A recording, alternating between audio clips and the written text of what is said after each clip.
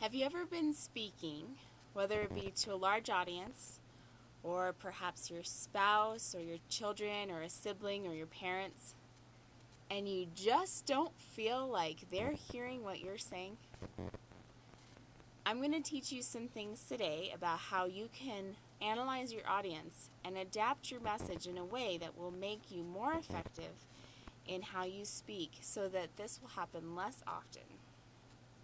There are 6 primary factors in analyzing your audience.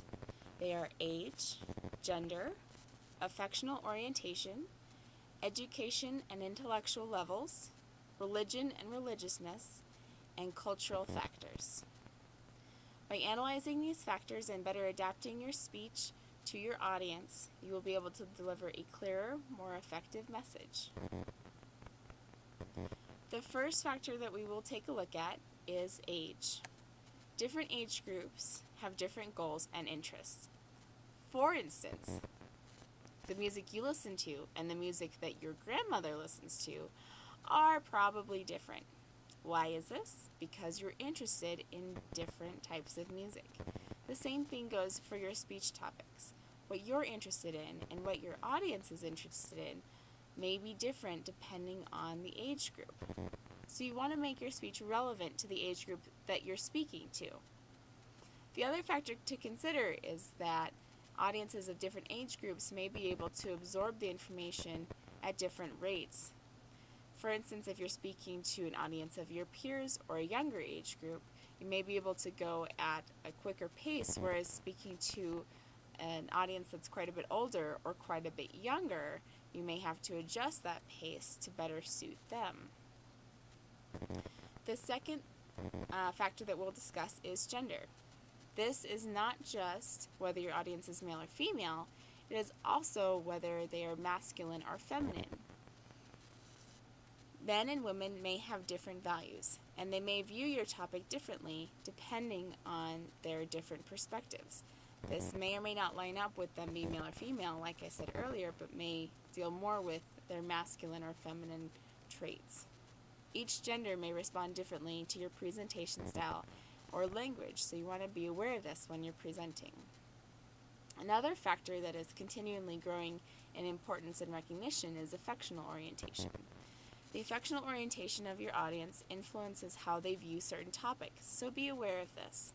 Also be respectful and appropriate in your wordage and avoid stereotyping. Educational and intellectual levels also play a major role in the sociology of your audience. They can alter the comprehension of and interest about certain topics, and sometimes this intellectual or educational level correlates to a social or political activism. So a more educated audience may be more socially or politically active.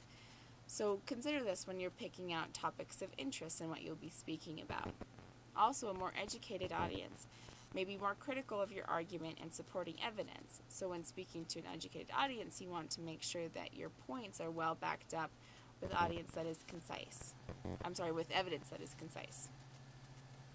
To communicate effectively to almost any audience, you must also take religion and religiousness into consideration.